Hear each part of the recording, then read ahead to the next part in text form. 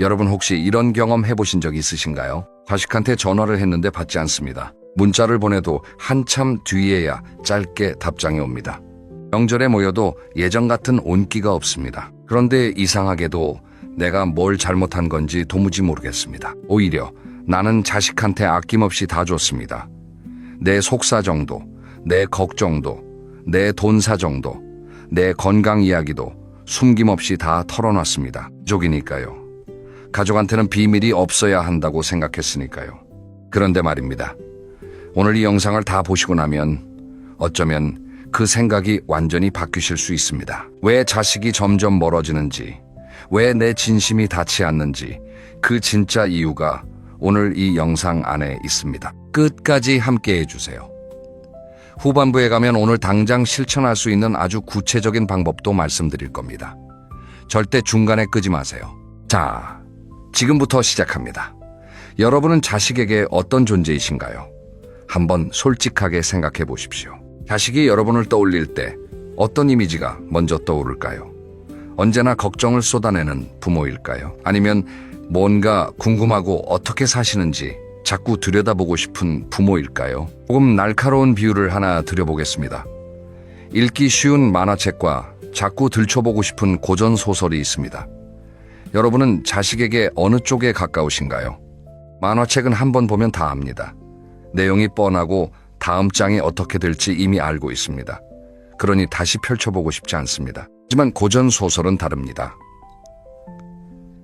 읽을 때마다 새로운 의미가 눈에 들어옵니다. 다 안다고 생각했는데 또 모르는 부분이 나옵니다. 그래서 자꾸 생각이 나고 다시 펼치게 됩니다. 모든 걸 다 보여주고 다 말하고 다 털어놓은 부모는 자식에게 만화책이 됩니다. 이미 다 아는 이야기니까 굳이 전화하지 않아도 됩니다.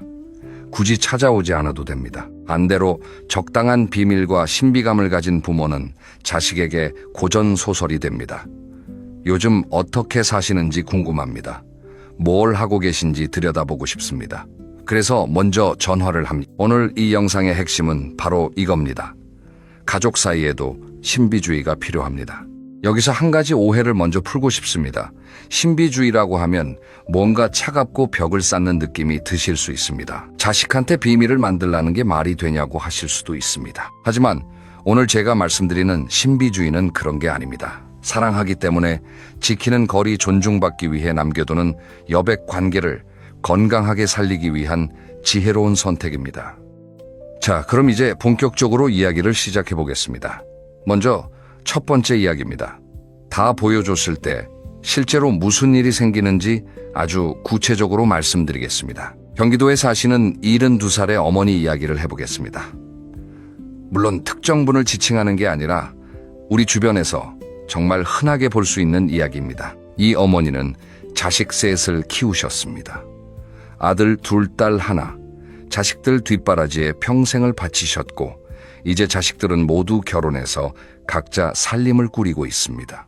이 어머니는 자식들한테 숨기는 게 없는 분이셨습니다. 오늘 얼마 썼는지, 통장에 얼마 남았는지, 몸이 어디가 불편한지, 요즘 무릎이 얼마나 아픈지, 심지어 이웃집하고 다툰 이야기까지 전부 자식들한테 얘기하셨습니다. 처음에 자식들은 걱정도 하고 같이 고민도 해줬습니다. 그런데 한 달이 지나고 6달이 지나고 1년이 지나자 달라지기 시작했습니다. 하나들은 어머니 전화가 오면 또 무슨 걱정 얘기겠거니 하고 잠깐 망설이다가 받게 됐습니다. 딸은 통화 시간이 점점 짧아졌습니다. 작은 아들은 바쁘다는 이유로 연락이 뜸해졌습니다. 어머니는 섭섭했습니다. 이렇게까지 속을 다 보여줬는데 왜 자식들이 점점 멀어지는 거냐고 속으로 우셨습니다. 그런데 이 상황 사실 어머니 잘못이 아닙니다. 그리고 자식들 잘못도 아닙니다. 이건 인간의 심리가 만들어내는 자연스러운 반응입니다. 심리학에는 이런 개념이 있습니다. 사람은 완전히 파악한 대상에 대해서는 관심이 줄어듭니다. 다 안다고 생각하는 순간 더 이상 알려고 하지 않습니다. 이건 가족 관계도 예외가 아닙니다. 자식이 부모를 다 안다고 느끼는 순간 무의식 중에 긴장감이 사라집니다. 굳이 안부를 묻지 않아도 어떻게 사시는지 이미 알고 있으니까요. 그 안부 전화 한 통을 안 해도 된다는 느낌, 그게 쌓이면 관계가 멀어집니다. 그리고 더 중요한 게 있습니다. 다 보여주는 것이 때로는 자식에게 부담이 됩니다. 부모의 걱정, 부모의 아픔, 부모의 재정 상황, 이 모든 정보를 자식이 떠안게 됩니다. 그런데 사실 자식도 자기 인생이 있습니다. 자기 걱정이 있고 자기 문제가 있습니다. 거기에 부모의 모든 것까지 얹어지면 자식 입장에서는 너무 무겁습니다. 그래서 자연스럽게 거리를 두게 됩니다. 사랑이 없어서가 아닙니다. 숨이 막히기 때문입니다. 이 이야기를 들으시면서 고개를 끄덕이시는 분들이 계실 겁니다.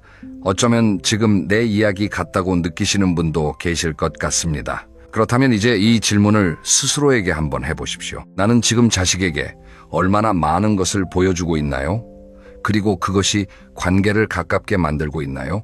아니면 오히려 멀게 만들고 있나요? 이 답이 이 영상을 끝까지 보시면 분명해집니다. 자, 이제 두 번째 이야기로 넘어가겠습니다.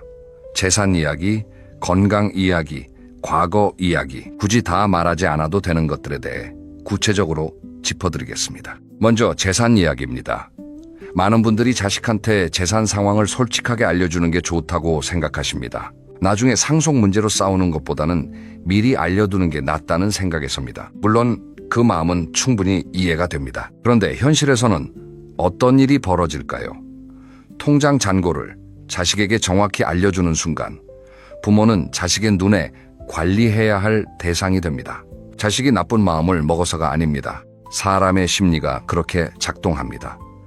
부모가 얼마를 가지고 있는지 알게 되면 자식은 자연스럽게 그 돈의 행방을 신경 쓰게 됩니다. 부모가 어디에 돈을 쓰는지, 얼마가 남아있는지, 혹시 손해보는 곳에 쓰는 건 아닌지 이런 생각들이 무의식 중에 생깁니다. 그러다 보면 자식이 부모의 소비에 참견을 하게 됩니다. 처음에는 걱정해서 시작한 말이지만 부모 입장에서는 내 돈을 내 맘대로 못 쓰는 느낌이 납니다. 억울하고 서운한 마음이 생깁니다. 그리고 관계에 균열이 생깁니다. 재산을 공개하지 말라는 게 아닙니다. 정확한 숫자를 굳이 알려줄 필요가 없다는 겁니다. 자식은 부모가 넉넉하게 품위 있게 살고 계신다는 것만 알면 충분합니다. 구체적인 숫자는 남겨두세요. 그 숫자가 여러분의 독립성을 지켜줍니다. 다음은 건강 이야기입니다. 몸이 아프면 자식한테 말하고 싶습니다. 이건 너무나 자연스러운 감정입니다. 내가 힘들고 아픈데 가장 가까운 사람한테 알리고 싶은 건 인지상정입니다. 그런데 건강 이야기를 할 때 한 가지만 주의해 주십시오. 아픔을 매번 반복해서 자세하게 이야기하는 것은 자식에게 짐이 됩니다. 오늘 무릎이 아프다고 말하는 건 괜찮습니다. 그런데 어제도, 그제도, 지난주에도 같은 무릎 얘기를 반복하면 자식 입장에서는 어떨까요? 처음에는 걱정을 합니다. 두 번째도 걱정합니다. 세 번째부터는 슬슬 지쳐갑니다. 그리고 시간이 지나면 어머니한테서 또 무릎 얘기 나오겠지 하고 예측을 합니다. 예측이 되면 긴장감이 사라집니다. 몸이 아프신 건 사실이고 그 고통은 충분히 이해합니다. 하지만 자식한테 전달할 때는 한번 분명하게 그리고 간결하게 알려주시는 게 훨씬 효과적입니다. 자세한 증상과 경과는 담당 의사 선생님과 상담하시는 게 맞습니다. 자식은 의사가 아니니까요. 그리고 과거 이야기입니다. 이게 사실 가장 조심해야 할 부분입니다. 살면서 겪어온 억울한 일, 후회스러운 일, 힘들었던 시절 이야기를 자식에게 하는 건 나쁜 게 아닙니다. 오히려 그런 이야기를 통해 부모님의 삶이 얼마나 깊은지 자식이 알게 됩니다. 문제는 같은 과거 이야기를 반복할 때입니다. 어렸을 때 가난했던 이야기, 시집살이가 얼마나 힘들었는지, 아버지가 얼마나 고생했는지 이런 이야기들이 만날 때마다 반복되면 어떻게 될까요? 자식은 그 이야기를 외울 정도로 알게 됩니다.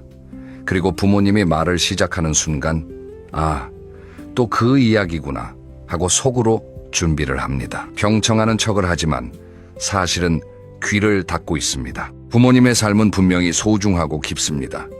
그러니까 더더욱 아무 때나 꺼내지 마세요. 특별한 순간에 자식이 정말 들을 준비가 됐을 때 꺼내는 이야기는 감동을 줍니다. 하지만 매번 꺼내는 이야기는 배경음악처럼 들리지 않게 됩니다. 자, 여기까지 들으셨으면 한 가지 공통점이 보이실 겁니다. 재산이든 건강이든 과거든 다 보여주고 다 말하는 게 문제가 아닙니다. 반복하고 지나치게 자세하게 상대가 원하지 않는데도 계속 쏟아내는 것이 문제입니다. 침묵은 관계를 끊는 게 아닙니다. 침묵은 관계를 보호합니다. 그렇다면 이제 세 번째 이야기로 넘어가겠습니다. 부모가 신비로운 존재가 되는 가장 강력한 방법, 독립적인 일상에 대해 말씀드리겠습니다. 자식 전화를 기다리며 하루를 보내시는 분 계신가요? 아침에 눈을 뜨면 오늘 혹시 연락이 올까 싶고, 저녁이 되면 왜 연락이 없지 싶고, 밤에는 섭섭한 마음이 듭니다.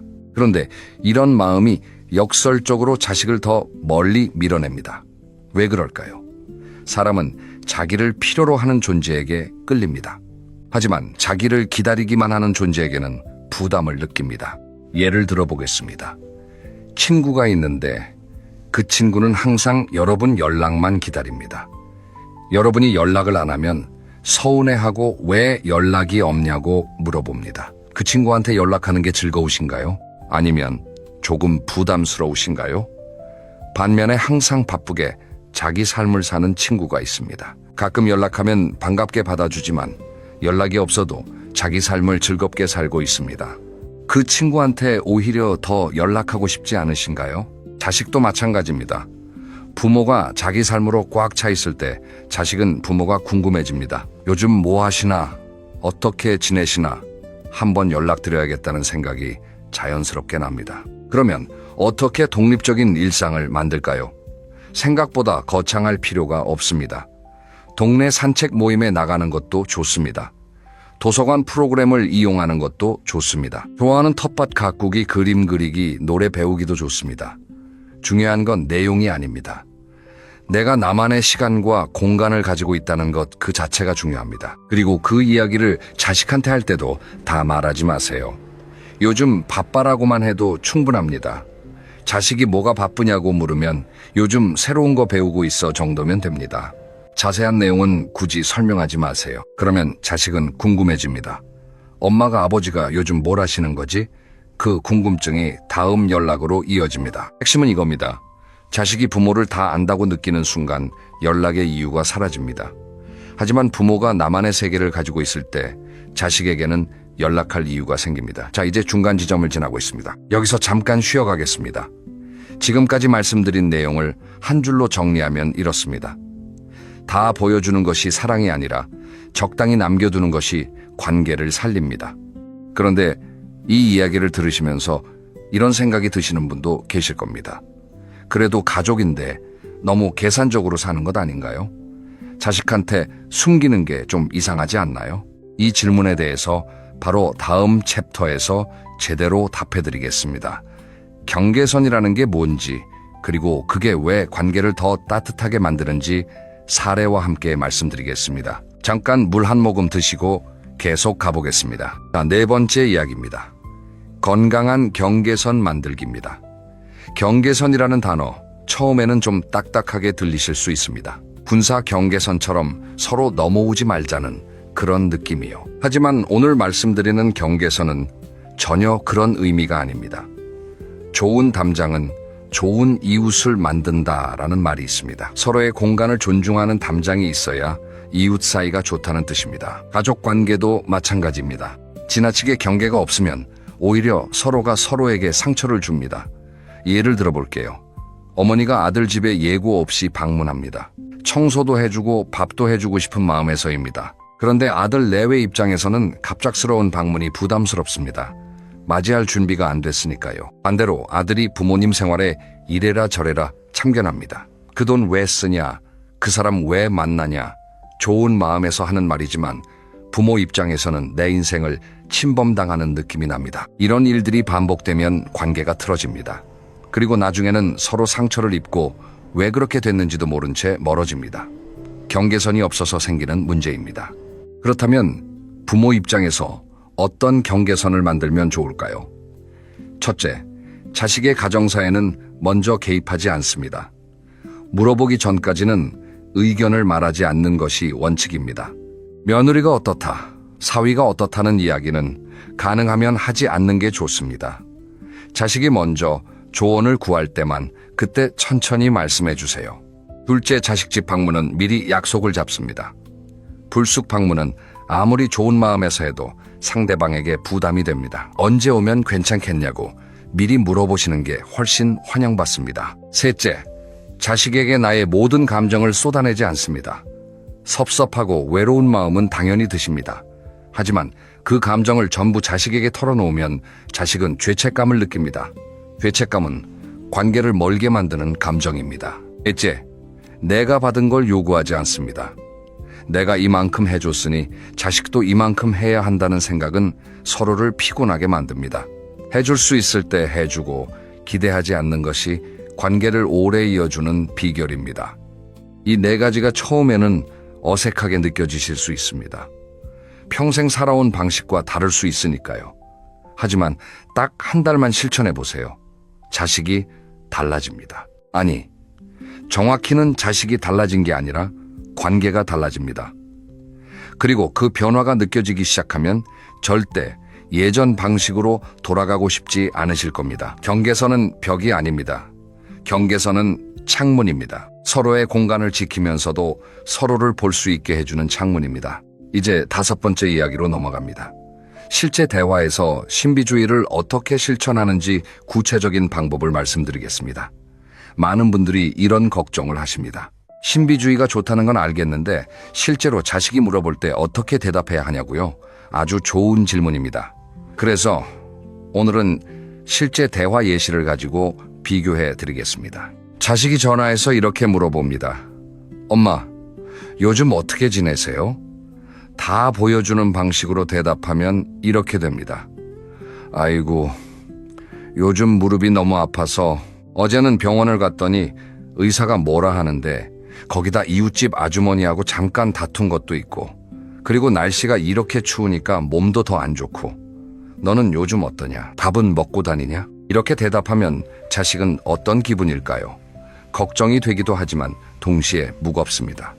그리고 그 무게가 다음번 전화를 망설이게 만듭니다. 반면에 신비주의 방식으로 대답하면 이렇습니다. 요즘 바빠. 새로운 거 좀 배우고 있거든. 너는 어떠냐? 자식 반응이 어떨까요? 엄마가 요즘 뭘 배우는 거지? 궁금해집니다. 뭐 배우세요? 라고 다시 묻게 됩니다. 그러면 그때 살짝 말해주세요. 요즘 수채화 배우고 있어. 근데 생각보다 어렵더라고. 정도면 충분합니다. 이 짧은 대화 안에 엄청난 힘이 있습니다. 자식이 질문을 하고 있습니다. 부모에게 관심을 보이고 있습니다. 이게 바로 신비주의가 만드는 변화입니다. 또 다른 예를 들어보겠습니다. 자식이 물어봅니다. 아버지 돈은 좀 어떠세요? 충분하세요?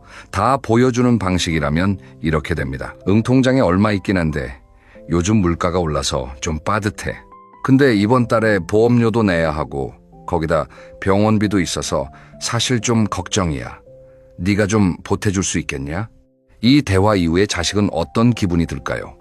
죄책감이 들고 다음에 전화하기가 더 부담스러워집니다. 신비주의 방식이라면 이렇게 됩니다. 괜찮아. 잘 지내고 있어. 걱정하지 마라. 딱 이 정도면 충분합니다.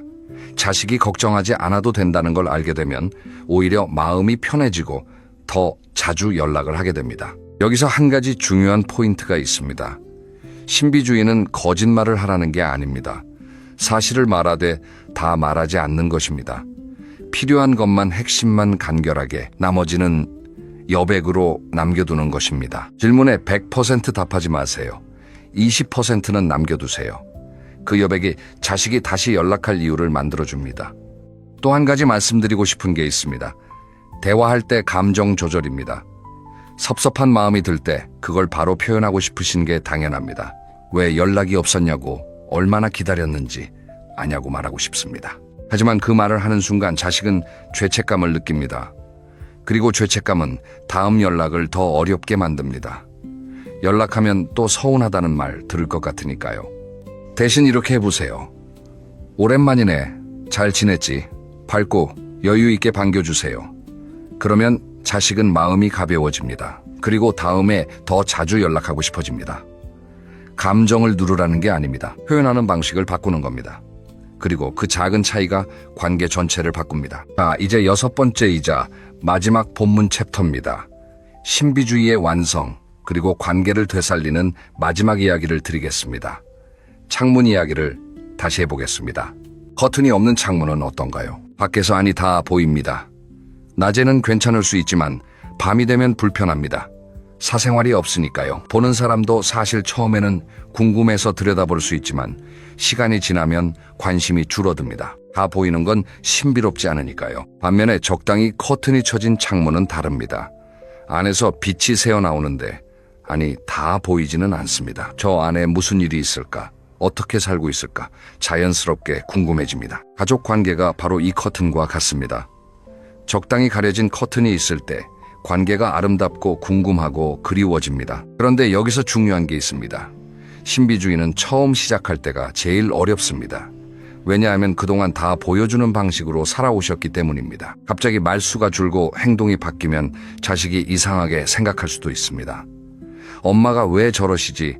아버지가 무슨 일이 있나 하고 걱정할 수도 있습니다. 그래서 중요한 건 갑작스럽게 바꾸지 않는 것입니다. 천천히 조금씩 바꿔나가는 게 좋습니다. 오늘은 한 가지 이야기를 덜 합니다. 내일은 자식 전화 기다리는 대신 내가 좋아하는 일을 하나 합니다. 모레는 자식의 질문에 조금 짧게 여유 있게 대답합니다. 이렇게 조금씩 바꿔나가다 보면 어느 순간 관계가 달라졌다는 걸 느끼실 겁니다. 그리고 신비주의를 실천하면서 얻을 수 있는 게 자식의 관심만이 아닙니다. 더 중요한 게 있습니다. 바로 나 자신의 삶이 풍요로워집니다. 자식을 기다리는 데 쓰던 에너지를 내가 좋아하는 일에 씁니다. 자식 걱정을 모두 털어놓는 대신 내가 즐거운 이야기를 찾습니다. 자식의 삶의 기대는 대신 내 삶을 중심으로 세웁니다. 그렇게 살다 보면 자연스럽게 부모님 자신이 더 밝아집니다. 표정이 밝아지고 말이 긍정적으로 바뀌고 에너지가 달라집니다. 그리고 그 변화를 자식이 알아챕니다. 엄마가 요즘 달라지셨네. 아버지가 요즘 더 멋있어 보이신다. 이런 말을 듣게 되실 겁니다. 신비주의는 결국 자식을 위한 것이 아닙니다. 나 자신을 위한 것입니다. 내 삶을 더 풍요롭고 빛나게 만드는 것. 그게 결국 가장 좋은 관계를 만드는 길입니다. 심리학자들은 이런 말을 합니다. 가장 매력적인 사람은 자기 삶을 충분히 사는 사람이라고. 자식이 많아서도 아니고 재산이 많아서도 아니고 자기 삶을 즐기고 충실하게 사는 사람이 가장 빛난다고 합니다. 그 빛이 자식을 끌어당깁니다. 그 빛이 먼저 연락하게 만듭니다. 이제 마무리를 향해 가고 있습니다.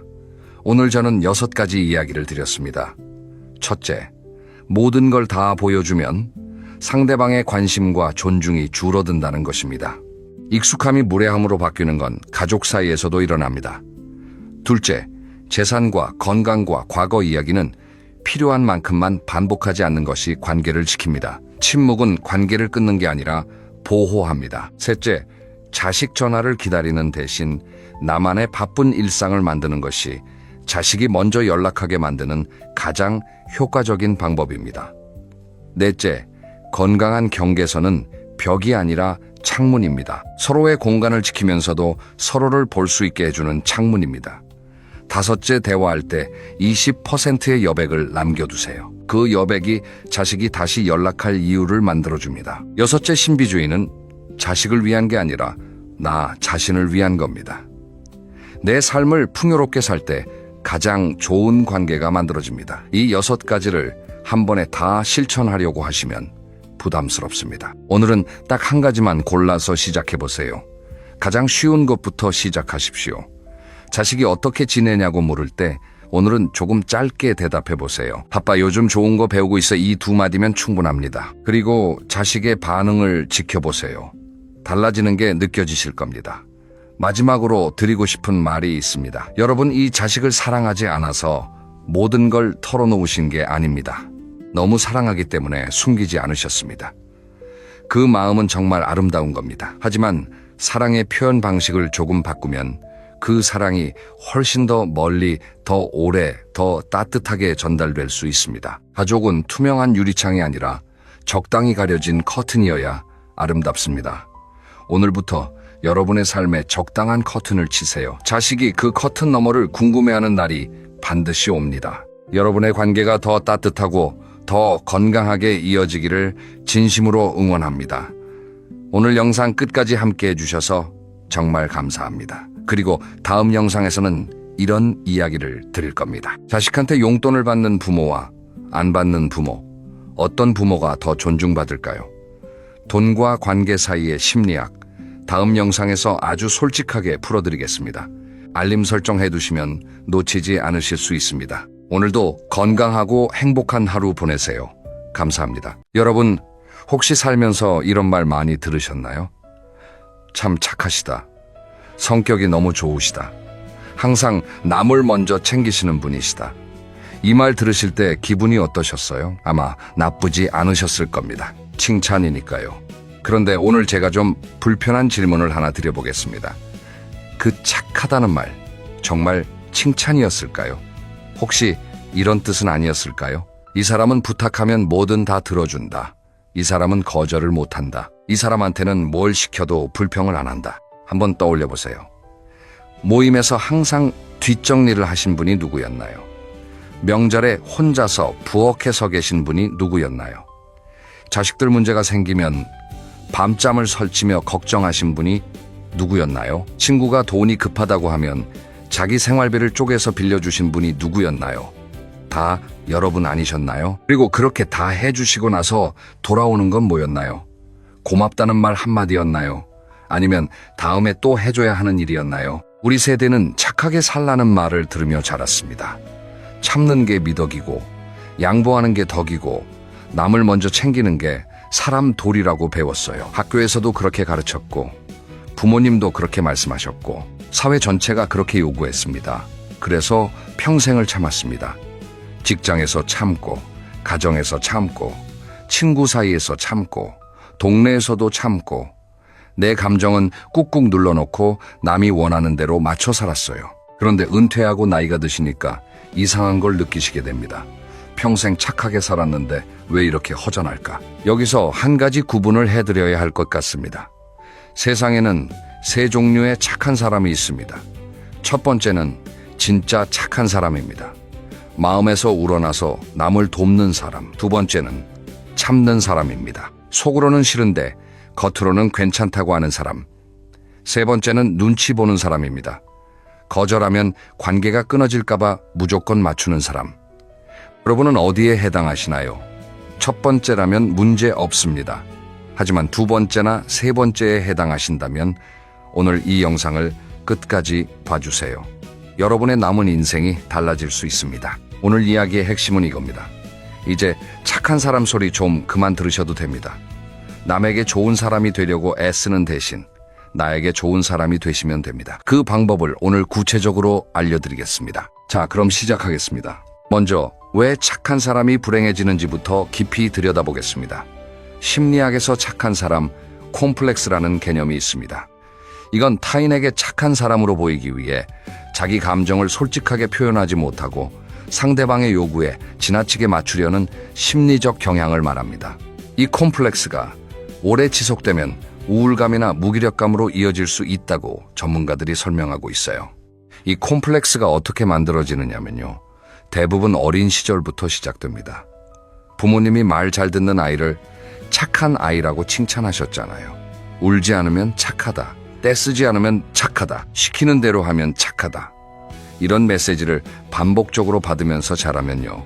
착하지 않으면 사랑받지 못한다는 공식이 머릿속에 새겨지는 겁니다. 그래서 어른이 되어서도 이 공식에서 벗어나지 못합니다. 착해야 사랑받는다. 참아야 관계가 유지된다. 거절하면 버림받는다. 이런 무의식적인 믿음이 평생을 지배하는 거예요. 그런데 여기서 핵심적인 원리 하나를 말씀드리겠습니다.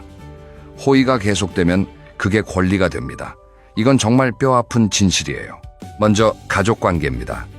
어머니가 평생 밥을 해주셨으니까 오늘도 해주시는 게 당연하다. 아버지가 늘 경제적으로 도와주셨으니까 이번에도 도와주시는 게 당연하다. 할머니가 손주를 봐주셨으니까 앞으로도 봐주시는 게 당연하다. 다음은 친구 관계입니다. 모임에서 항상 내가 자리를 예약하고 회비를 걷고 뒷정리를 하고 처음에는 고맙다는 말을 듣습니다. 그런데 점점 아무도 고맙다는 말을 안 합니다. 내가 하는 게 당연해지니까요. 그러다가 한 번 안 하면요. 왜 안 해? 이런 반응이 옵니다. 마지막으로 이웃관계입니다.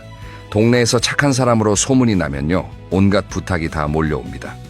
택배 좀 받아주세요. 화분 좀 봐주세요. 아이 좀 잠깐 봐주세요. 처음에는 이웃 사이니까 하고 해주지만 점점 끝이 없어집니다.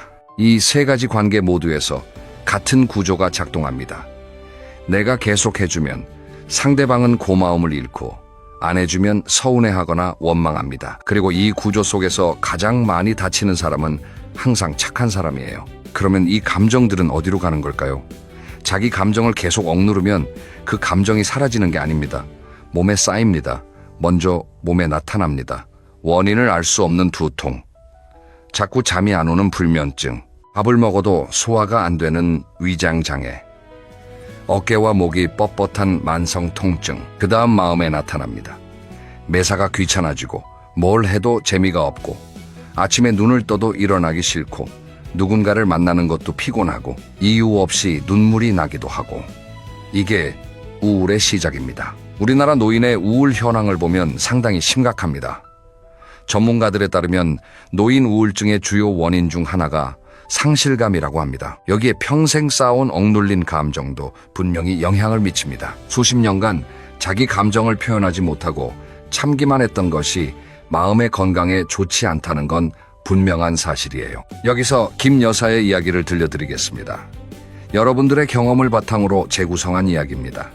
김 여사는 올해 72이십니다. 결혼하고 사시, 5년 동안 한 번도 자기를 위해 돈을 써본 적이 없으시대요. 남편 월급 받으면 시어머니 용돈 드리고 아이들 학원비 내고 남편 양복 사주고 본인 옷은 항상 맨 나중이었습니다. 명절이면 며칠 전부터 음식을 준비하시고 시댁 식구들 10명이 넘게 오시면 혼자서 다 차리시고 식사 시간에는 부엌에서 추가로 음식을 데우시느라 함께 앉아서 드시지도 못하시고 다 드시고 나면 혼자서 설거지를 하시고, 그런 명절이 40년 넘게 반복되었습니다. 한 번은 시누이가 그러셨대요. 올케 음식 솜씨가 좋아서 우리는 참 편해. 이 말을 칭찬으로 받아들여야 할까요? 아니면 앞으로도 계속 이렇게 해달라는 기대로 받아들여야 할까요? 남편이 퇴직하고 나서도 구조는 바뀌지 않았습니다. 아침, 점심, 저녁 세 끼를 차려드리고 청소, 빨래 다 하시고, 남편은 소파에 앉아서 텔레비전을 보고 계시고 감사하다는 말 한마디 없었습니다. 당연하니까요. 그러다가 김 여사가 어느 날 쓰러지셨습니다. 아침을 차리시다가 갑자기 어지러움이 오면서 주저앉으셨어요. 병원에 가셨더니 만성 피로와 함께 우울 증상이 있다는 이야기를 들으셨습니다. 의사 선생님이 물으셨대요. 평소에 스트레스를 많이 받으시나요? 김 여사가 한참을 대답을 못하셨대요. 왜냐하면 스트레스를 받고 있다는 자각조차 없으셨거든요. 참는 게 너무 자연스러워서 그게 스트레스인 줄도 몰랐던 거예요. 상담을 몇 차례 받으시면서 김 여사가 깨달으신 게 있대요. 나는 평생 남을 위해 살면서 정작 나 자신은 돌보지 않았구나. 착하게 사느라 나를 잃어버렸구나. 내가 뭘 좋아하는지, 내가 뭘 하고 싶은지 이걸 생각해 본 적이 한 번도 없었구나. 자, 그런데 여기서 중요한 질문이 나옵니다. 그러면 왜 우리는 거절을 못하는 걸까요? 이유가 세 가지 있습니다. 첫째, 버림받을 두려움입니다. 내가 거절하면 이 사람이 나를 싫어하지 않을까, 관계가 끊어지지 않을까, 이런 두려움이 무의식 깊은 곳에 있어요. 둘째, 체면의식입니다. 우리 문화에서는 거절하는 게 무례하다는 인식이 강합니다. 남이 부탁하는데 안 된다고 하면 인색한 사람, 매정한 사람, 이렇게 보일까봐 두려운 거예요. 셋째, 죄책감입니다. 내가 도와줄 수 있는 상황인데 안 도와주면 미안하잖아요. 나는 할 수 있는데 안 하는 게 양심에 걸려서 결국 해주게 됩니다. 하지만 할 수 있다는 것과 해야 한다는 것은 전혀 다른 이야기예요. 이 세 가지가 합쳐지면 악순환이 생깁니다. 부탁이 온다. 거절하고 싶다. 하지만 두렵다. 그래서 들어준다.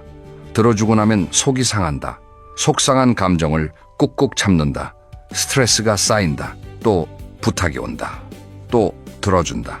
이게 반복되는 거예요. 구체적으로 어떤 상황에서 이런 일이 벌어지는지 세 가지 유형을 짚어보겠습니다. 첫 번째, 돈 부탁입니다. 친구가 급한 돈이 필요하다고 합니다. 안 빌려주기가 미안합니다. 그래서 빌려줍니다. 그런데 안 갚습니다. 또 빌려달라고 합니다. 두 번째, 시간 부탁입니다. 손주를 봐달라, 이사를 도와달라, 병원에 같이 가달라, 모임 준비를 해달라. 이런 부탁들이 끝없이 들어옵니다. 내 시간은 점점 사라지고 남을 위한 시간으로만 채워집니다. 세 번째, 감정 쓰레기통 역할입니다. 누군가 전화해서 자기 하소연을 1시간 넘게 합니다. 듣고 있으면 내가 힘들어지는데 끊지를 못합니다. 이 사람의 부정적인 감정을 내가 다 흡수하는 거예요. 여기서 박 선생의 이야기를 들려드리겠습니다. 박 선생은 69세의 퇴직 공무원입니다. 성격이 워낙 좋으셔서 주변에서 뭘 부탁하면 한 번도 거절을 안 하셨대요. 특히 돈 문제에서 그랬습니다. 고등학교 동창이 사업 자금이 필요하다고 하면 빌려주시고, 직장 후배가 급한 돈이 필요하다고 하면 보내주시고, 돌려받지 못한 돈이 총 얼마였냐면요. 박 선생이 나중에 계산해 보시니까 1,500만 원이 넘더래요. 퇴직금의 상당 부분이었습니다. 그런데 더 속상한 건요. 그렇게 도와줬던 사람들 중에 박 선생이 힘들 때 도와준 사람이 한 명도 없었다는 거예요. 박 선생 부인이 크게 아파서 입원하셨을 때 문병 온 사람이 거의 없었대요. 그러다가 또 한 번 큰 금액을 빌려달라는 부탁이 왔습니다. 이번에는 정말 형편이 안 됐어요. 퇴직금도 이미 꽤 빠져나간 상태였고 부인 병원비도 들어가고 있는 상황이었습니다. 박 선생이 정말 고민을 많이 하셨대요. 평생 거절을 안 해봤으니까 어떻게 말해야 할지 모르시겠는 거예요. 결국 용기를 내서 이렇게 말씀하셨대요. 마음은 정말 도와주고 싶은데 지금 집사람 병원비도 있고 내 상황이 여의치 않아서 이번에는 어려울 것 같아. 미안하네. 상대방이 어떻게 반응했을까요? 서운해할 줄 알았대요. 관계가 끝날 줄 알았대요. 그런데 의외의 반응이 돌아왔습니다. 아, 그래. 내 사정도 있지. 내가 생각이 짧았다. 사모님 빨리 쾌차하시길 바란다. 박 선생이 놀라셨대요. 거절했는데 관계가 안 망가지더라. 오히려 상대방이 내 상황을 이해해 주더라.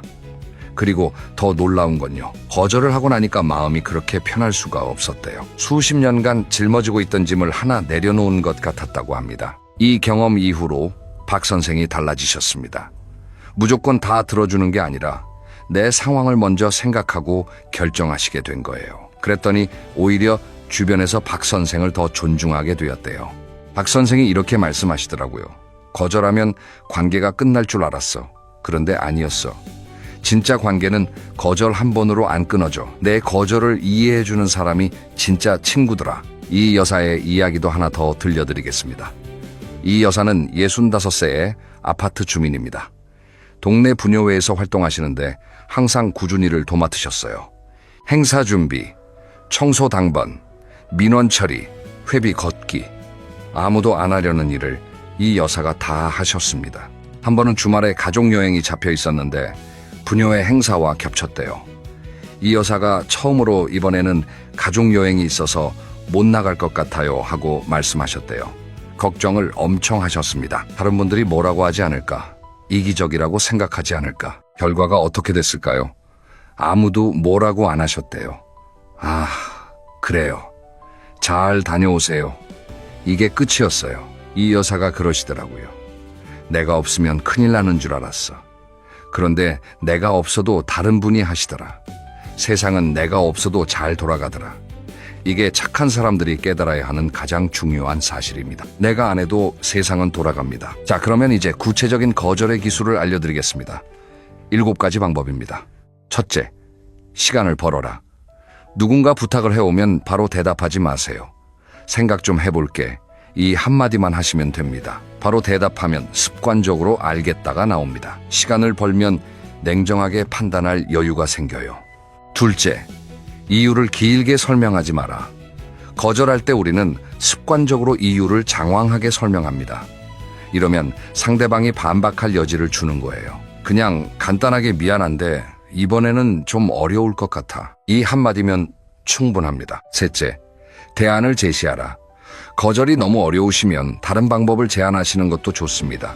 내가 직접 하기는 어렵지만 이렇게 해보는 건 어떨까? 이렇게 하면 거절의 부담도 줄고 상대방도 덜 서운해합니다. 넷째, 미안하다는 말을 과도하게 하지 마라. 거절할 때 미안해를 반복하시면 오히려 내가 큰 잘못을 한 것 같은 느낌이 들어요. 거절은 잘못이 아닙니다. 담담하게 한 번만 양해를 구하시면 됩니다. 다섯째, 연습하라. 이게 정말 중요합니다. 거울 앞에서 연습하시는 거예요. 미안하지만 이번에는 어려울 것 같아. 이 문장을 소리내어 10번만 말해보세요. 처음에는 어색하지만 반복하면 입에 붙습니다. 여섯째, 문자를 활용하라. 직접 얼굴을 보고 거절하기가 너무 어려우시면 문자나 카카오톡으로 하시는 것도 방법입니다. 글로 쓰면 감정에 휩쓸리지 않고 차분하게 내 입장을 전할 수 있어요. 일곱째, 부부간에도 연습하라. 배우자에게도 거절할 수 있어야 합니다. 오늘은 좀 피곤해서 저녁은 간단하게 먹자. 오늘은 혼자 좀 쉬고 싶어. 이런 말을 배우자에게 할 수 있어야 해요. 가장 가까운 사람에게 솔직해질 수 있으면 다른 사람에게도 자연스럽게 됩니다. 여기서 상황별로 어떻게 말하면 되는지 예시를 몇 가지 더 드리겠습니다. 돈 부탁을 받았을 때, 손주 돌봄을 추가로 해달라고 할 때, 모임 참석을 강요할 때, 감정 하소연 전화가 너무 길어질 때, 여기서 최 여사의 이야기를 하나 더 들려드리겠습니다. 최 여사는 67세입니다. 평생 거절이라는 걸 해본 적이 없으신 분이에요. 그러다가 용기를 내서 처음으로 거절을 해보셨대요. 교회 봉사활동에서 항상 설거지를 맡으셨는데 이번에는 다른 봉사를 해보고 싶다고 말씀하신 거예요. 거절하고 나서 이틀 동안 잠을 못 주무셨대요. 다른 분들이 나를 이기적이라고 생각하면 어쩌지, 서운해하면 어쩌지, 이 생각이 머리에서 떠나지 않았다고 합니다. 그런데 사흘째 되니까 좀 편해지시더래요. 일주일이 지나니까 아무 일도 안 일어났다는 걸 아시게 됐어요. 최 여사가 그러시더라고요. 거절 후 이틀이 가장 힘들어. 그 이틀만 버티면 돼. 이틀이 지나면 아, 별일 아니었네 하게 돼. 이 말씀이 정말 실전에서 중요합니다. 거절 후 밀려오는 죄책감은 보통 2, 3일이면 사라집니다. 자, 이제 나를 위해 돈과 시간을 쓰는 이야기를 해보겠습니다. 이 이야기는 특히 자녀를 위해 헌신해 오신 부모님들께 드리는 말씀입니다. 우리 세대 부모님들은 자식을 위해서라면 뭐든 하셨어요. 대학 등록금, 결혼자금, 전세자금, 손주 양육비, 자식한테 들어간 돈이 얼마인지 세어보신 적 있으시나요? 그리고 돈만 드는 게 아니에요. 시간도 드립니다. 그런데 한 가지만 여쭤보겠습니다. 그렇게 다 해주신 뒤에 정작 여러분은 행복하신가요? 솔직히 많은 분들이 아니라고 대답하실 겁니다. 다 해줬는데 고마운 줄 모른다. 다 해줬는데 당연하게 여긴다. 그리고 하나 더. 계속 경제적으로 도와주는 게 자녀에게도 꼭 좋은 건 아닙니다. 부모가 계속 뒷바라지를 해주면 자녀는 스스로 서는 힘을, 길을, 기회를 잃게 됩니다. 여기서 비행기 산소 마스크 비유를 한번 들어보겠습니다. 비행기를 타시면 안전 안내 방송에서 이런 말을 하죠. 산소 마스크가 내려오면 먼저 본인이 착용하신 후 옆 사람을 도와주세요. 왜 내가 먼저 써야 할까요? 내가 쓰러지면 옆 사람을 도울 수 없으니까요. 인생도 똑같습니다. 내가 먼저 건강해야 자식을 도울 수 있습니다. 정 선생의 이야기를 해드리겠습니다. 정 선생은 68세의 퇴직교사입니다. 외동딸이 맞벌이를 하고 있어서 손주 둘을 거의 매일 봐주셨어요. 아침 8시에 딸 집에 가셔서 저녁 7시까지 11시간을 손주와 함께 보내시는 생활을 3년 동안 하셨습니다. 처음에는 손주가 예쁘니까 괜찮았대요. 그런데 1년이 지나니까 슬슬 몸이 버티질 않기 시작하셨대요. 허리가 아프고 무릎이 시리고 잠도 잘 못 주무시고 2년이 지나니까 감정적으로도 힘들어지셨대요. 아이들이 떼를 쓰면 예전에는 웃으며 달래주셨는데 이제는 짜증이 먼저 나시더래요. 그리고 그렇게 짜증낸 자기 자신에게 또 죄책감을 느끼시고 3년째의 건강검진을 받으셨는데 여러 가지 수치가 안 좋게 나왔습니다. 그런데 딸한테 말을 못 하셨어요. 왜요? 딸이 힘들까봐. 내가 안 봐주면 딸이 어떡하나. 내가 참으면 되지. 또 이 생각이었습니다. 한참을 고민하시다가 결국 딸과 이야기를 나누셨습니다. 솔직하게요. 엄마가 손주를 정말 사랑하지만 몸이 예전 같지 않다. 일은 어려우니까 주 3일로 줄여도 되겠니? 딸이 뭐라고 했을까요? 아빠 왜 진작 말 안 했어? 미안해. 당연히 줄여야지. 아빠 건강이 먼저지. 내가 다른 방법을 찾아볼게. 정 선생이 놀라셨대요. 말만 하면 되는 거였어. 나 혼자 끙끙 앓고 있었을 뿐이지. 딸은 다 이해해 주더라. 손주 돌봄을 주 3일로 줄이시고 남는 이틀에서의 교실과 걷기 모임에 등록하셨습니다. 그게 지금 2년째인데요. 서예하시는 날과 걷기 모임 가시는 날이 일주일 중 가장 행복한 날이라고 하시더라고요. 그리고 재미있는 변화가 있었어요. 손주 돌봄을 줄였는데 오히려 손주랑 더 잘 놀아주시게 됐대요. 왜냐하면 체력이 회복되셨으니까요. 주 3일로 줄이니까 만나는 날 에너지가 넘쳐서 손주랑 신나게 놀아주실 수 있게 된 거예요. 딸도 그러시더래요. 아빠가 예전보다 건강해지시니까 나도 마음이 편해. 아빠가 행복하셔야 나도 행복해. 한 선생의 이야기도 하나 더 들려드리겠습니다. 한 선생은 73살입니다. 아들이 둘인데 매달 두 아들에게 각각 50만 원씩 용돈을 주셨어요. 합치면 한 달에 100만 원입니다. 연금에서 상당 부분이 빠져나가고 있었습니다. 아들들이 달라고 한 적은 없었대요. 한 선생이 스스로 주시는 거였어요. 그런데 본인 건강검진은 매년 미루고 계셨습니다. 돈이 아까워서요. 건강검진비가 아들들 용돈에 비하면 적은 돈이었는데도 자기를 위해 쓰는 건 아까운 거예요. 어느 날 건강이 안 좋으셔서 할 수 없이 병원에 가셨는데 조기에 발견할 수 있는 것을 늦게 발견하셨대요. 의사 선생님이 정기 검진을 받으셨으면 더 일찍 알 수 있었을 텐데 하시더래요. 그때 한 선생이 깨달으셨대요. 내 건강이 먼저인데 자식 용돈 주느라 건강검진도 안 받고 있었구나. 그래서 결심을 하셨습니다. 아들들에게 솔직하게 말씀하셨어요. 아버지가 건강도 챙겨야 하고 노후 생활도 있으니까 앞으로 용돈을 좀 줄이려고 한다. 아들들 반응이 어땠을까요? 아버지 당연하죠. 저희가 드려야 하는 건데 오히려 저희가 받고 있었잖아요. 건강 먼저 챙기세요. 한 선생이 용돈을 줄이시고 그 돈으로 정기 건강검진을 받기 시작하셨습니다. 그리고 본인을 위한 작은 사치도 하기 시작하셨어요. 좋아하시는 커피를 사 드시고 서점에서 책도 사시고. 한 선생이 그러시더라고요. 나도 나한테 투자할 자격이 있는 사람이더라. 자, 이제 구체적인 실천 방법을 알려드리겠습니다. 적당한 이기심을 시작하는 7가지 방법입니다. 여기서 이기심이라는 단어를 쓰는 이유를 먼저 말씀드릴게요. 제가 말하는 이기심은 남을 해치는 게 아니에요. 나를 먼저 돌보는 힘입니다. 자기 존중이에요. 첫째, 하루에 한 번 나를 위한 결정을 하세요. 오늘 점심은 내가 먹고 싶은 걸 먹겠다. 오늘 저녁에는 내가 보고 싶은 프로그램을 보겠다. 이 정도의 아주 작은 결정부터 시작하시면 됩니다. 둘째, 부탁을 받으면 24시간 유예 기간을 두세요. 바로 대답하지 마시고 하루만 생각해 볼게 하시는 겁니다. 하루가 지나면 정말 해야 하는 건지 안 해도 되는 건지가 보입니다. 셋째, 나를 위해 돈을 써보세요. 커피 한 잔이라도 좋고 좋아하는 빵 하나라도 좋습니다. 나를 위해 돈을 쓰는 건 낭비가 아니에요. 투자입니다. 나의 행복에 투자하는 겁니다. 넷째, 싫으면 싫다고 말하는 연습을 하세요.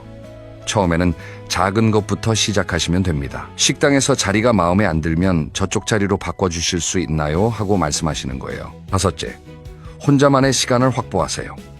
매일 1시간이든 30분이든 나만을 위한 시간을 정하시는 겁니다.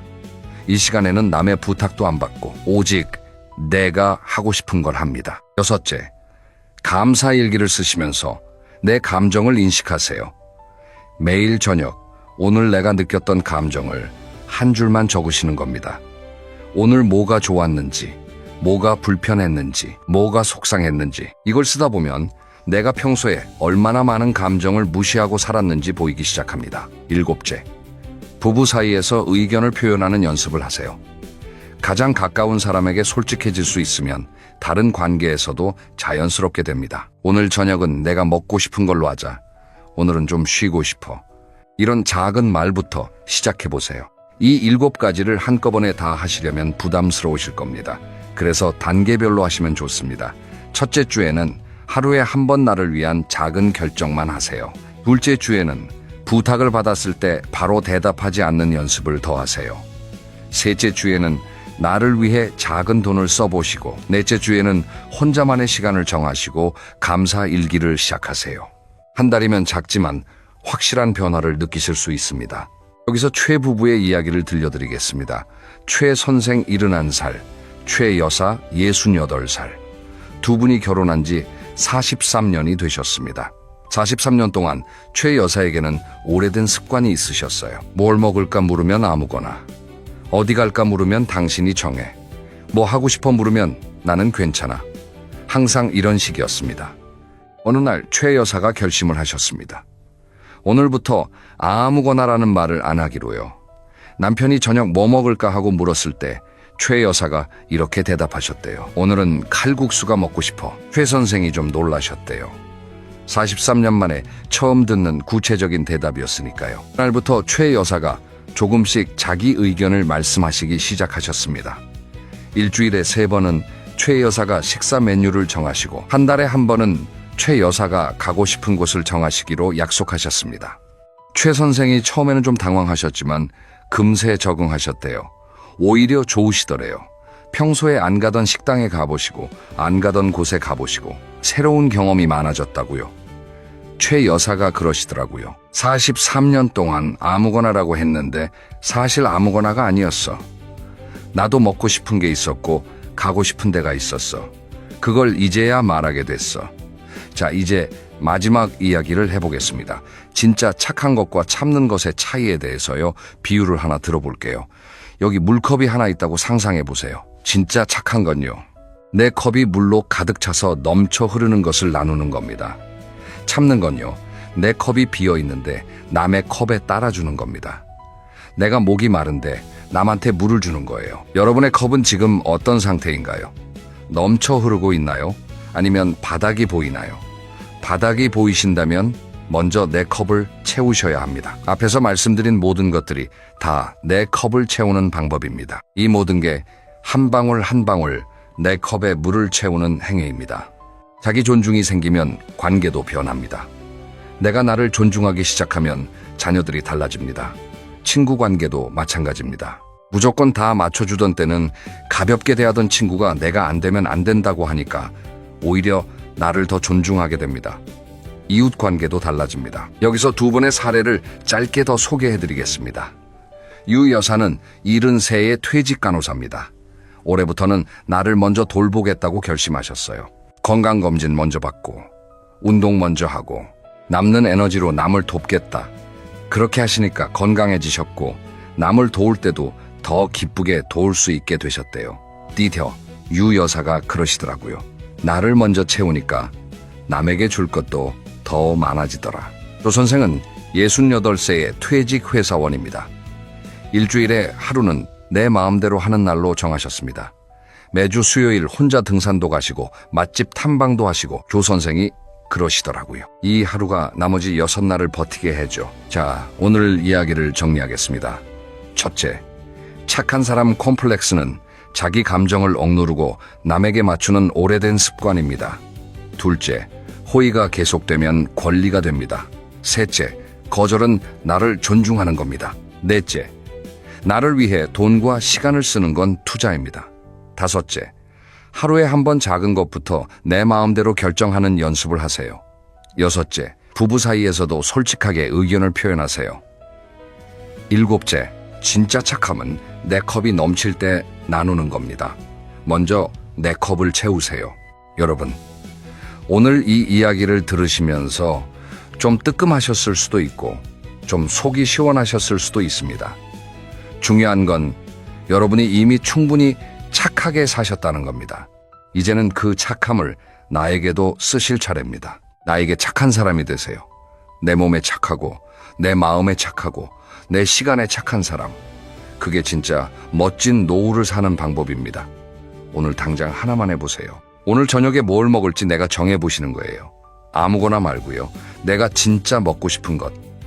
그걸 입 밖으로 말씀해 보시는 겁니다. 남에게 좋은 사람 소리 들으려고 애쓰지 마세요. 나에게 좋은 사람이 되세요. 이제는 나를 위해 사세요. 당당하게요. 오늘 영상이 도움이 되셨다면 좋아요 한번 눌러주시고요. 그럼 다음 영상에서 뵙겠습니다. 오늘도 건강하시고요. 행복한 하루 보내세요. 여러분, 오늘 아침에 뉴스 보셨나요? 아니면 가족 단톡방에서 누군가 올린 글을 보고 속이 부글부글 끓으셨나요? 혹시 이런 생각 해보신 적 있으세요? 요즘 젊은 애들은 도대체 왜 저러는 거야? 세상이 왜 이렇게 됐지? 내가 맞는데 왜 아무도 내 말을 안 듣는 거야? 이런 생각들 하루에도 몇 번씩 하고 계시진 않으신가요? 그런데 잠깐요. 오늘 이 영상을 보시기 전에 딱 30초만 이 질문에 솔직하게 대답해 보세요. 지난 일주일 동안 누군가의 말이나 행동 때문에 화가 나서 잠을 못 이루신 적이 있으셨나요? 뉴스를 보다가 혈압이 오른다는 느낌을 받으신 적이 있으셨나요? 가족들이랑 대화하다가 이 사람들은 왜 내 말을 못 알아듣지 하는 생각이 드신 적이 있으셨나요? 한 가지라도 해당이 되신다면 오늘 이 영상은 여러분을 위해 만들어진 겁니다. 그리고 솔직히 말씀드리면 저는 세 가지 모두 해당이 되는 분들이 훨씬 더 많을 거라고 생각해요. 왜냐하면 그게 우리 세대의 현실이거든. 수십 년을 살아오면서 옳고 그름에 대한 나름의 기준을 만들어 왔고 그 기준으로 세상을 바라보며 살아왔는데 어느 순간 세상이 그 기준을 따라오지 않는 것처럼 느껴지기 시작한 거예요. 그러면서 자꾸 화가 납니다. 자꾸 답답합니다. 자꾸 왜 저러지 싶습니다. 그런데 말입니다. 여기서 정말 중요한 사실 하나를 말씀드려야 할 것 같아요. 이게 오늘 영상의 핵심이기도 합니다. 그 화, 그 답답함, 그 왜 저러지 하는 감정이 쌓이면 쌓일수록 실제로 몸이 망가진다는 겁니다. 단순히 기분이 나쁜 수준이 아니에요. 만성적인 비판적 감정과 분노는 심혈관 건강에 직접적인 영향을 주고 면역 기능을 떨어뜨리고 수면의 질을 낮추고인지 기능 저하와도 연관이 있다는 연구 결과들이 있습니다. 즉, 내가 옳다고 믿으면서 세상을 비판하는 그 시간들이 사실은 내 건강을 갉아먹고 있는 겁니다. 무섭지 않으세요? 내가 맞다고 싸우다가 정작 나만 손해를 보고 있는 겁니다. 오늘 이 영상을 끝까지 보시면 여러분의 가슴 한켠에 꽉 막혀 있던 무언가가 스르르 풀리는 느낌을 받으실 겁니다. 장담합니다.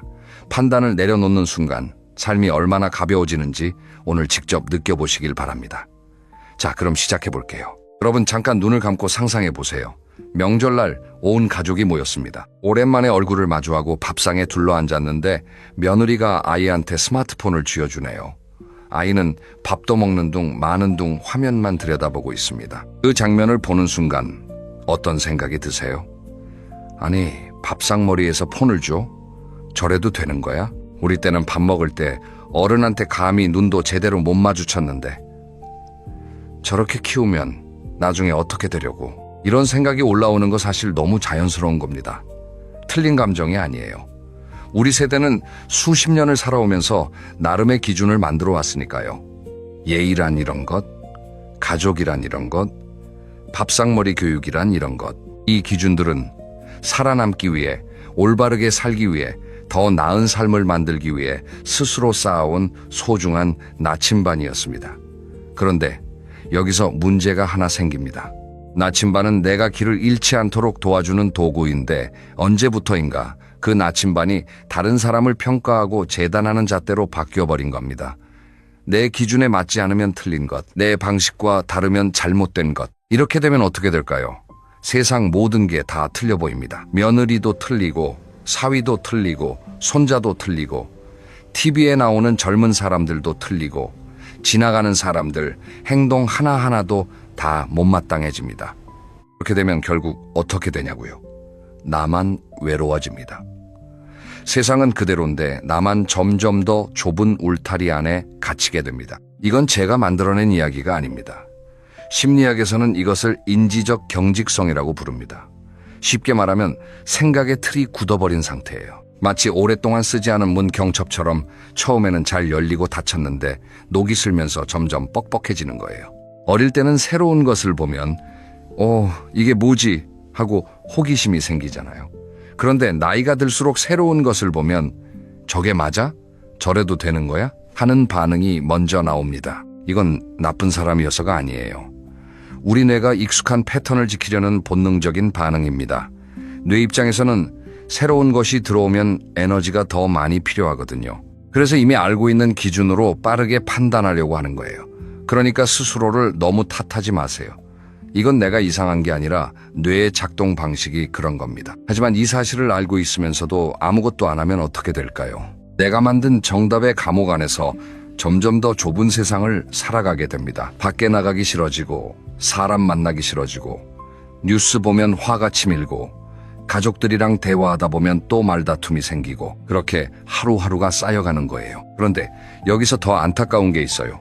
이 상태가 계속되면 몸도 함께 반응합니다. 자꾸 어깨가 뻣뻣해지고, 잠을 자도 개운하지 않고, 소화가 잘 안 되고, 이유 없이 피곤하고, 이런 증상들이 혹시 요즘 느껴지시지 않나요? 물론 나이가 들면서 자연스럽게 나타나는 변화도 있습니다. 하지만 만성적인 감정적 긴장과 스트레스가 이 증상들을 훨씬 더 악화시킨다는 건 많은 연구에서 확인된 사실입니다. 즉, 내 마음의 상태가 내 몸의 상태를 만들어가고 있는 겁니다. 그렇다면 반대로 마음이 편안해지면 몸도 함께 편안해질 수 있다는 뜻이기도 합니다. 오늘 이 영상이 그 출발점이 될 수 있습니다. 여러분 혹시 오늘 하루 동안 요즘 것들은 왜 저러냐는 생각을 몇 번이나 하셨나요? 솔직하게 마음속으로 한번 세어보세요. 3번이 넘으셨다면 오늘 이 영상이 정말 필요하신 겁니다. 이 감옥 지금 바로 탈출할 수 있습니다. 방법은 생각보다 훨씬 간단합니다. 한번 이런 상상을 해보시겠어요? 여러분이 젊었을 때, 그러니까 20대, 30대 시절에 여러분의 부모님이나 어른들이 여러분을 보면서 뭐라고 하셨을 것 같으세요? 요즘 젊은 것들은 도무지 버릇이 없어. 그 나팔바지가 뭐냐? 창피하지도 않냐? 노래방이 뭐야? 술집이나 다름없지. 남녀가 같이 어울려 다니는 게 말이 되냐? 기억나시죠? 우리도 어른들한테 그런 소리 들었습니다. 그런데 우리가 그 시절에 정말 버릇없고 잘못된 사람들이었을까요? 아니잖아요. 시대가 달랐던 겁니다. 그 시대에 맞는 방식으로, 그 시대의 언어로, 그 시대의 문화 속에서 살아가고 있었던 거예요. 지금 우리가 며느리나 손자를 보면서 느끼는 감정도 어쩌면 그때 어른들이 우리를 보면서 느꼈던 감정과 똑같은 것일 수 있습니다. 그 어른들이 우리를 걱정했던 것처럼 우리도 지금 다음 세대를 걱정하고 있는 거예요. 그 마음은 이해합니다. 정말 충분히 이해합니다. 하지만 여기서 꼭 짚고 넘어가야 할 게 있어요. 시대는 늘 바뀝니다. 그리고 세상이 바뀌면 정답도 함께 바뀝니다. 50년 전에는 이른 아침 밥상을 차리지 않는 며느리는 게으른 사람이었습니다. 지금은 맞벌이를 하면서 아이를 키우고 집안일까지 나눠 하는 게 당연한 시대예요. 50년 전에는 어른 앞에서 의견을 말하는 것이 버릇없는 행동이었습니다. 지금은 자기 생각을 또렷하게 말할 줄 아는 사람이 사회에서 인정받는 시대예요. 50년 전에는 직장을 자주 옮기는 사람은 끈기가 없는 사람이었습니다. 지금은 더 나은 기회를 찾아 움직이는 것이 현명한 선택이 되는 시대예요. 옳고 그름이 바뀐 게 아닙니다. 세상이 바뀐 겁니다. 물이 그릇의 모양에 따라 모습을 바꾸듯이 각 시대는 그 시대에 맞는 방식을 만들어냅니다. 그런데 그 그릇이 바뀌었는데도 예전 그릇의 모양을 고집하면 어떻게 될까요? 물이 넘칩니다. 관계가 넘치고 감정이 넘치고 갈등이 넘칩니다. 심리학에서는 새로운 상황에 맞게 생각의 틀을 유연하게 조정하는 능력을 인지적 유연성이라고 합니다. 이 능력이 뛰어난 분들은 나이가 들어도 새로운 환경에 잘 적응하고 가족 관계도 훨씬 부드럽고 무엇보다 스스로가 행복합니다. 반면에 이 능력이 낮은 분들은 환경이 바뀔수록 더 많이 불안하고 더 많이 화가 나고 더 많이 외로워집니다. 그렇다면 인지적 유연성을 어떻게 키울 수 있을까요?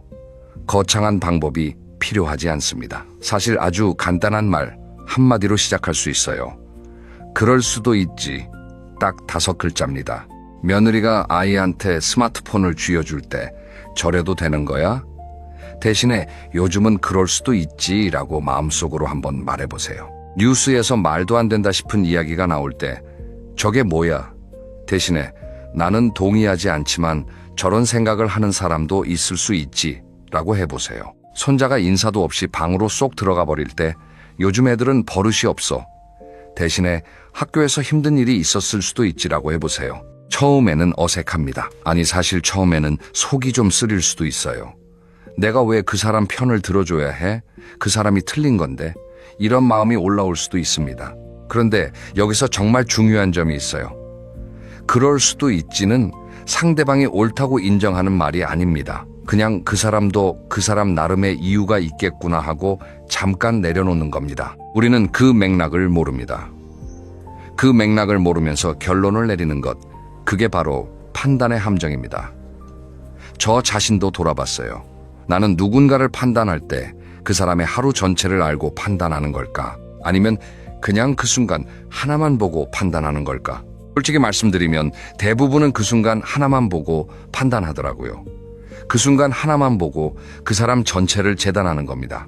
이게 얼마나 불공평한 일인지 생각해보면 그럴 수도 있지가 오히려 훨씬 공평한 태도라는 걸 알 수 있어요. 오늘 하루 단 한 번만 그럴 수도 있지를 써보세요. 딱 한 번이어도 충분합니다. 그 한 번이 쌓이면 어느 날 갑자기 가슴이 훨씬 가벼워진 자신을 발견하게 됩니다. 그리고 그것보다 더 중요한 변화가 찾아옵니다. 가족들이 나한테 조금 더 가까이 오기 시작합니다. 왜냐하면 사람들은 자기를 판단하지 않는 사람 곁에 있고 싶어 하거든요. 그게 바로 그럴 수도 있지가 관계에 가져다주는 선물입니다. 그런데 이게 다가 아니에요. 판단을 내려놓는 것, 그것보다 더 강력한 방법이 있습니다. 그 방법이 뭔지 지금부터 말씀드릴게요. 여러분, 산에 가보신 적 있으시죠? 산속에 맑은 계곡물이 흐르는 걸 보신 적 있으실 거예요. 물은 바위를 만나면 바위를 부수려 하지 않습니다. 그냥 바위를 피해서 흘러갑니다. 웅덩이를 만나면 잠깐 고였다가 결국 또 흘러갑니다. 쓰러진 나무를 만나면 그 위로 혹은 그 옆으로 새로운 길을 찾아 흘러갑니다.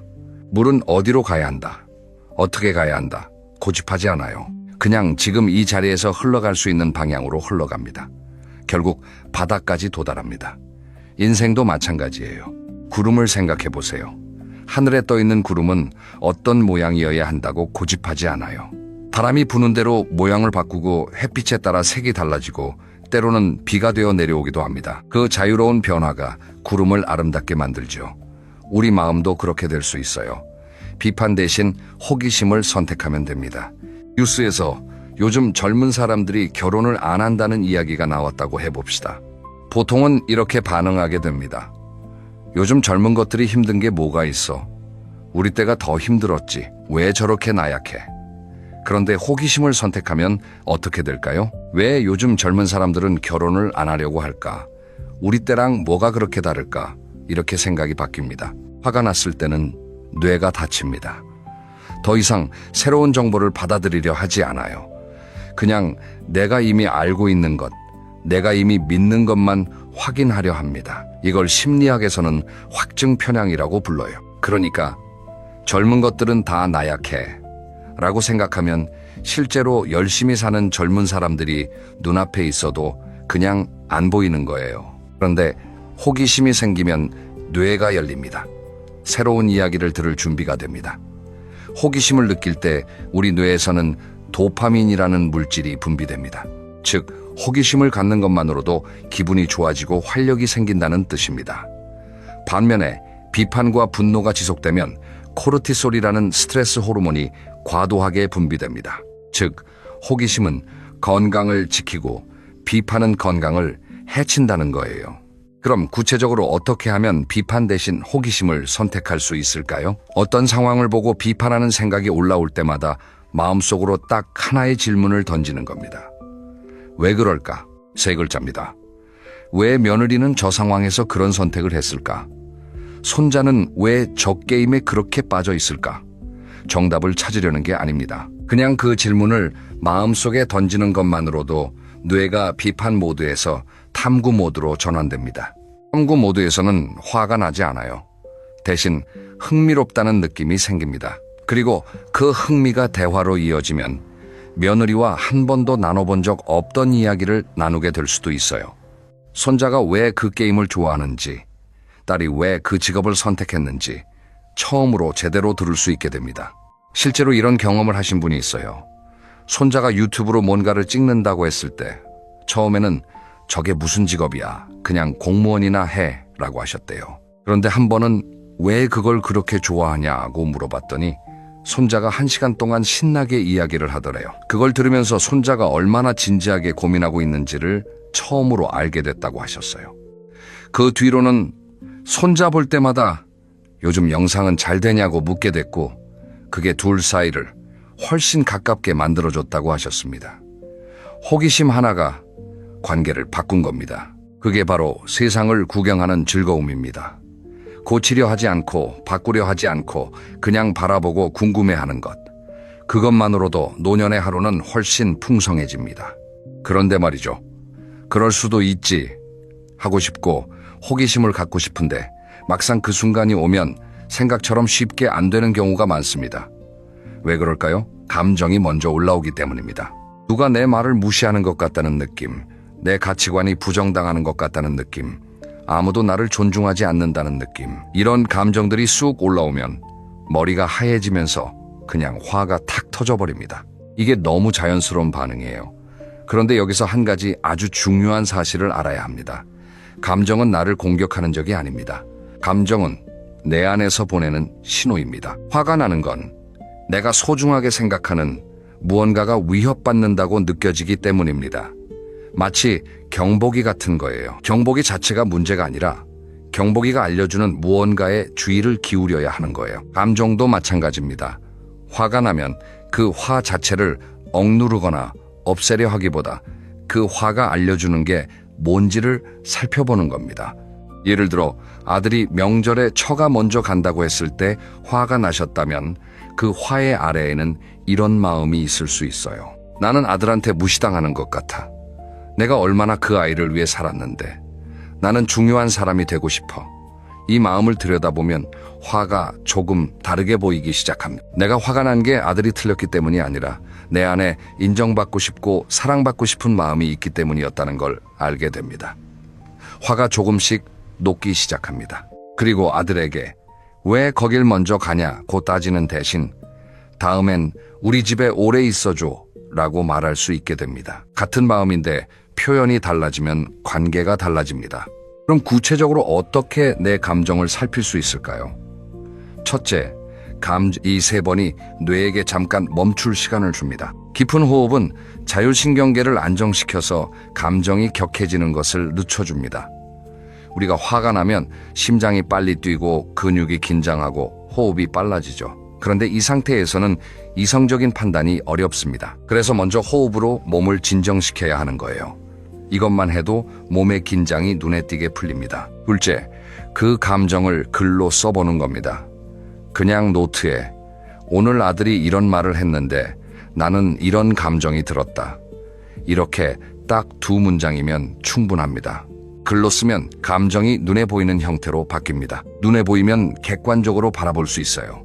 이렇게 한 발짝 물러서서 보면 감정에 완전히 휩쓸리지 않게 됩니다.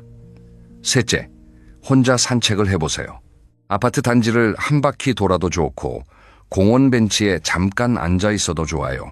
몸을 움직이면 감정도 움직입니다. 걷는 동안에는 뇌에서 엔도르핀이 분비됩니다.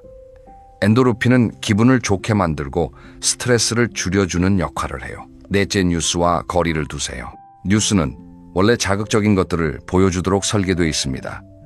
그래서 뉴스는 하루에 한 번 딱 30분만 보는 것을 권해드립니다. 그리고 뉴스를 보다가 화가 치밀면 그냥 끄세요. 내 감정을 지키는 것이 세상 돌아가는 일을 다 아는 것보다 훨씬 중요합니다. 감정이 치밀기 전에 미리 차단하는 게 훨씬 현명한 방법입니다. 여러분께 솔직하게 여쭤볼게요.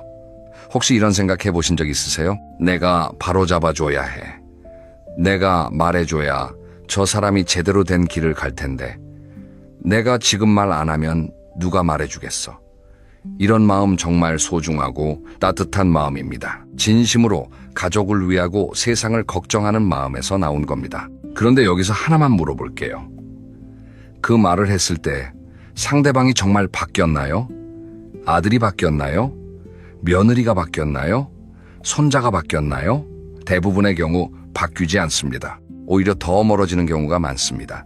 왜냐하면 사람은 자기가 바뀌고 싶을 때 바뀌지 누가 바꿔주려고 할 때는 오히려 더 저항하게 돼 있거든요. 이건 인간의 본성입니다. 그렇다면 내가 할 수 있는 최선은 무엇일까요?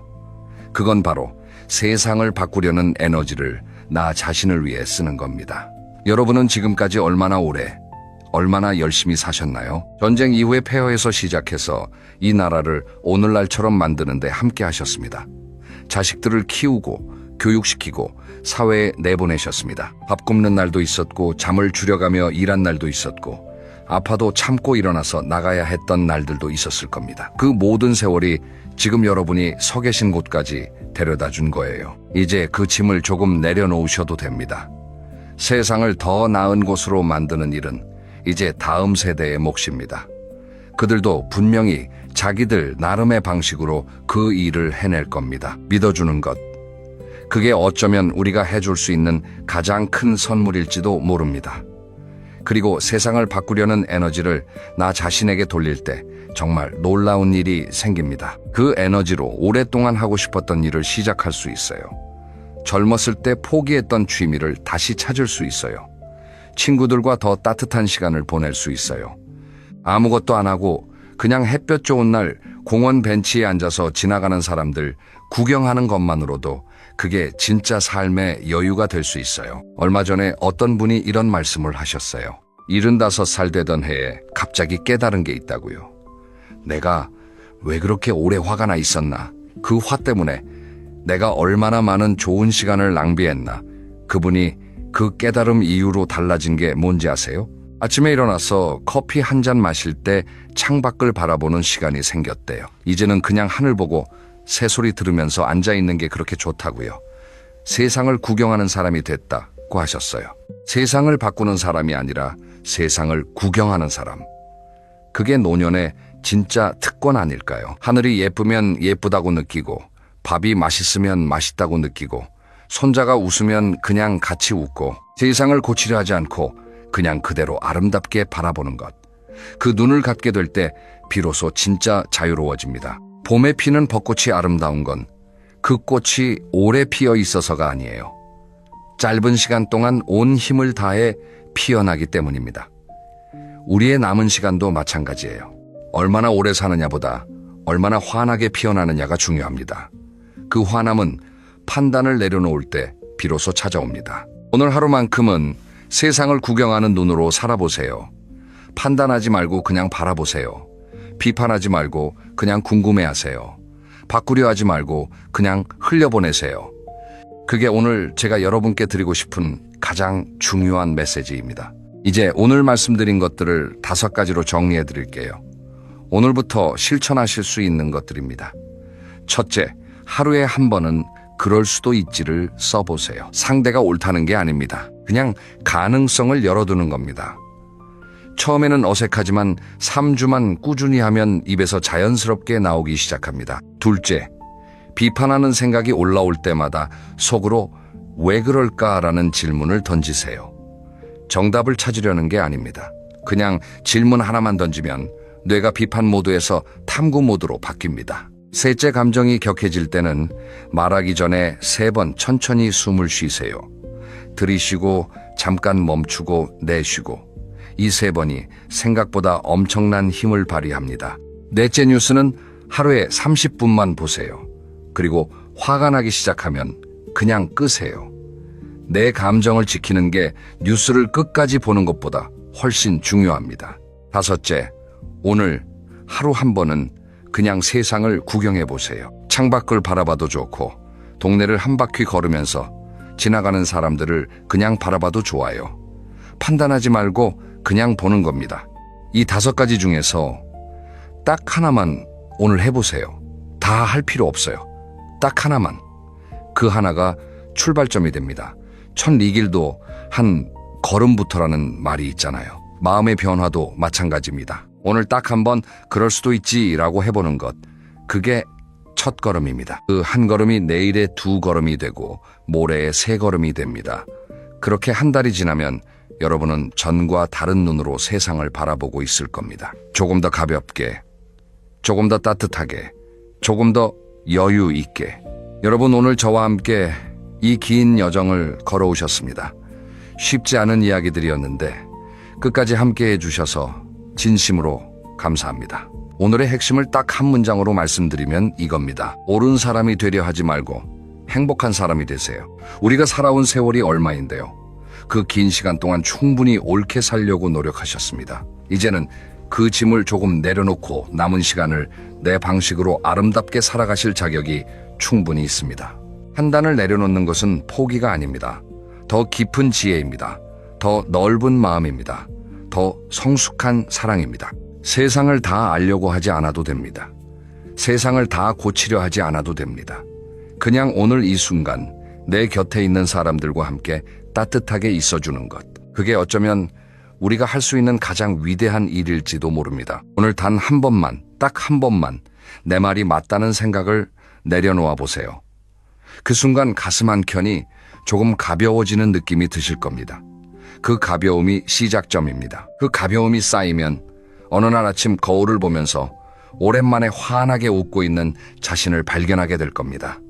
그날이 오기를 진심으로 응원합니다. 오늘 영상이 도움이 되셨다면 구독 버튼 한번 눌러주세요. 그리고 좋아요 버튼도 한번 눌러주시면 이런 영상을 더 많은 분들께 전해드릴 수 있습니다. 혹시 주변에 요즘 자주 화가 나거나 세상이 답답하다고 하시는 분이 계시면 이 영상 하나 조용히 보내드리세요. 말로는 전하기 어려운 것들이 때로는 이런 영상 하나로 전해지기도 합니다. 그게 여러분이 그분께 드릴 수 있는 작은 선물이 될 수 있어요. 다음 시간에는 노년의 외로움에 대해 이야기 나눠볼 거예요. 외로움은 피해야 할 것이 아니라 잘 쓰면 엄청난 힘이 된다는 이야기입니다.